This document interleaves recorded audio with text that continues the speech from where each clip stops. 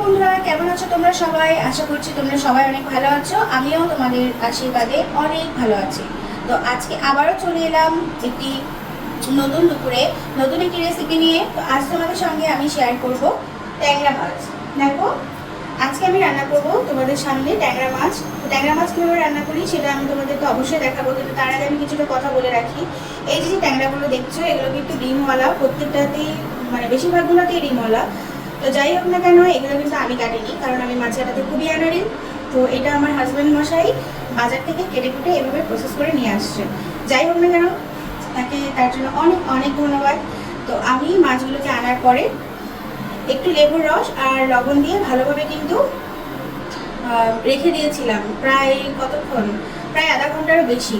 তো এটা আমি কেন করলাম, এটা করেছি আসলে হচ্ছে যাতে করে মাছের আঁশটে গন্ধটা চলে যায় আর কোনো ধরনের কোনো বাজে গন্ধ যেন না বের হয়, এই জন্য। আর মাছের গায়ে কিন্তু একটা মানে একটা লালা টাইপের থাকে, তো সেটাও কিন্তু এমনটা করলে দূর হয়ে যায়। তো আজকে আমি ট্যাংরা মাছগুলো রান্না করব আলু দিয়ে। আলুগুলো কিন্তু আমি দেখো এভাবে লম্বা লম্বা করে কেটে নিয়েছি। তোমাদের পছন্দ অনুযায়ী তোমরা যেমন খুশি তেমন সাইজে তোমরা কিন্তু আলুটাকে কেটে নিতে পারো। তো চলো শুরু করা যাক আজকের রান্নাটা করার জন্য দেখো আমি কিন্তু আগে থেকেই কড়াইতে তেল দিয়ে রেখেছিলাম। তেলটাও কিন্তু খুব ভালোভাবে গরম হয়ে গেছে। তো এবার আমি একে একে এখানে মাছগুলোকে দিয়ে দেবো।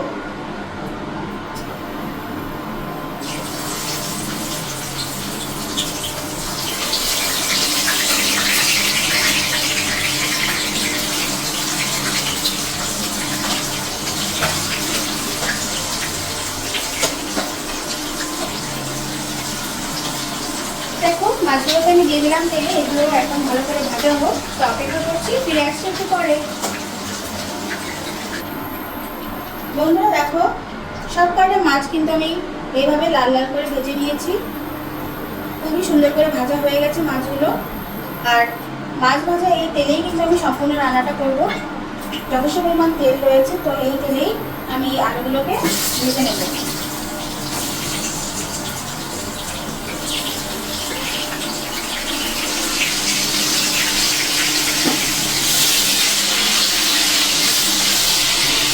অপেক্ষা করবো আলুগুলো ভাজা হয়ে যাওয়ার জন্য। খুবই সুন্দর করে লাল লাল করে কিন্তু এই আলুগুলোকে আমি ভেজে উঠাবো। বন্ধুরা দেখো, একই তেলে কিন্তু আমি আলুগুলোকেও খুব সুন্দর করে লাল লাল করে ভেজে নিয়েছি। তো দেখো এবার আমি যেটা করবো সেটা হচ্ছে এই রান্নায় আমি যে মশলাগুলো ব্যবহার করব সেই মশলাগুলোকে এখন আমি এক এক করে তেলের মধ্যে দিয়ে দেবো। দেওয়ার আগে মশলাগুলো যেন পুড়ে না যায়, তার জন্য আমি আগে থেকে একটু জল দিয়ে দেবো।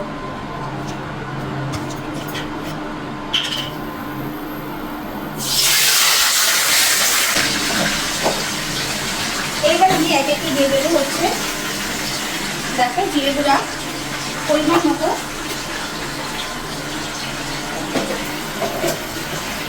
আর দিয়ে দিচ্ছি লাল মরিচের গুঁড়া। এটাকেও আমি আমার আন্দাজ মতো দিয়ে দিলাম, যতটুকু আমার প্রয়োজন। আর দিয়ে দিচ্ছি হচ্ছে হলুদ পরিমাণ মতো।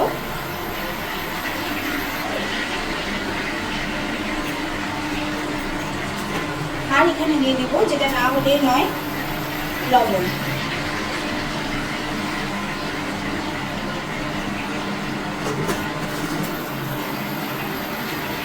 রান্নার এই পর্যায়ে আমি আরেকটা কিছু ব্যবহার করব,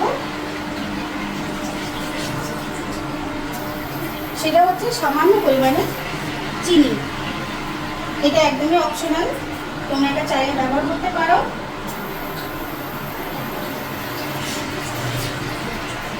আর না চাইলে তোমরা এটাকে স্কিপ করতে পারো, তবে চিনি ব্যবহার করলে কিন্তু রান্নার স্বাদটা একদমই পাল্টে যায়। এছাড়া কিন্তু আমি এই রান্নাটাতে আর কোনো ধরনের কোনো মশলা ব্যবহার করব না। তবে আরেকটা কিছু ব্যবহার করব, সেটা হচ্ছে টমেটো। যদি তোমাদের কাছে টমেটো থেকে থাকে তাহলে তোমরা টমেটো ব্যবহার করতে পারো, না হলে কিন্তু তোমরা এটাকে স্কিপ করতে পারো। যেহেতু আমার কাছে টমেটো আছে, তো সেটা আমি ব্যবহার করব।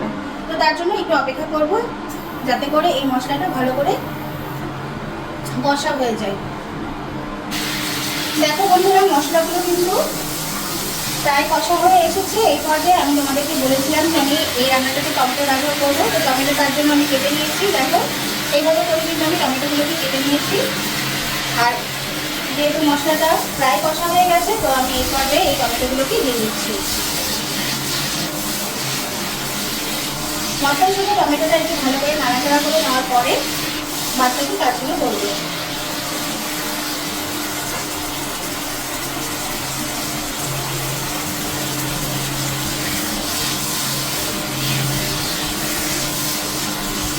দেখো আমি একটু নাড়াচাড়া করে নিচ্ছি টমেটোটাকে মশলার সঙ্গে। আর এখন আমি যেটা করবো, আগে থেকে ভেজে রাখা মাছ এবং আলুগুলোকে আমি সমস্তটাই কিন্তু এর মধ্যে দিয়ে দিচ্ছি।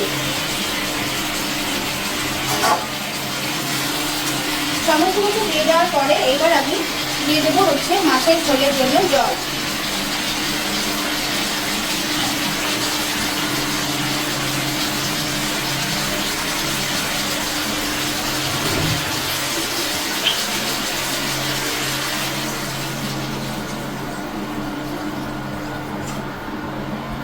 আমি কিন্তু ঝোলটা যতটুকু আমার দরকার ঠিক সেই পরিমাণে কিন্তু আমি ঝোলের জন্য জল দিয়ে দিলাম। তোমরা তোমাদের পছন্দ মতো তোমাদের পরিমাণ মতো কিন্তু জলটা দিয়ে দিতে পারো। সমস্ত কিছু কিন্তু আমার দেওয়া শেষ। আর কিন্তু এখানে আমি নতুন করে কিছুই ব্যবহার করবো না। এখন শুধুমাত্র অপেক্ষা করব বলক আসার জন্য। দেখো বন্ধুরা কি সুন্দর আমার মাছের ঝোলে কিন্তু বলক এসে গেছে। তো এই মুহূর্তে কিন্তু আমি দিয়ে দিচ্ছি কয়েকটা কাঁচামরিচ। এটাও কিন্তু অপশনাল, তোমরা চাইলে দিতে পারো বা চাইলে তোমরা এটাকে স্কিপ করতে পারো। তবে আমার ভালো লাগে, এতে করে একটা কাঁচামরিচের একটা ফ্লেভারও আসে। আর দেখো কালারটা কি সুন্দর এসেছে। আমি আরেকটু কিছু সময় জাল করবো। জাল করে নেওয়ার পরে কিন্তু আমার রান্নাটা একদমই ডান হয়ে যাবে। তো রান্নাটা আমি কোন পর্যায়ে ডান করবো সেটা তোমাদেরকে আরেকটু পরে দেখাচ্ছি। তো বন্ধুরা দেখো মাছের ঝোলটা কিন্তু খুব ভালোভাবে জাল হয়ে গেছে আর তেলগুলোও কিন্তু উপরে ভেসে উঠেছে। এই অবস্থায় কিন্তু আমার রান্নাটা একেবারেই ডান। আমি এতটুকুই ঝোল রাখবো আর এইভাবেই কিন্তু আমি মাছটাকে নামিয়ে নেব। তো আমি যেভাবে তোমাদেরকে আজকে আলু আর টমেটো দিয়ে ট্যাংরা মাছ রান্না করে দেখালাম, খুবই সিম্পল এবং সহজ উপায়ে, খুবই কম মশলা দিয়ে। তোমরা কিন্তু বাসায় এটা অবশ্যই ট্রাই করে দেখবে। কেমন লাগে তোমাদের সেটা কিন্তু অবশ্যই আমাকে কমেন্ট করে জানাবেন। আমার এই ভিডিওটি যদি তোমাদের ভালো লেগে থাকে তাহলে অবশ্যই আমার চ্যানেলটিকে তোমরা সাবস্ক্রাইব করে আমাকে কিন্তু সাপোর্ট করো। আর অবশ্যই কিন্তু বেল আইকনটিকে প্রেস করতে ভুলো না। তো আজকে এই পর্যন্তই। তোমরা সবাই ভালো থেকো, আমাদের সবাইকে তোমরা অনেক অনেক আশীর্বাদ করো, এই কামনায় আজকের ভিডিওটি আমি শেষ করছি। টাটা।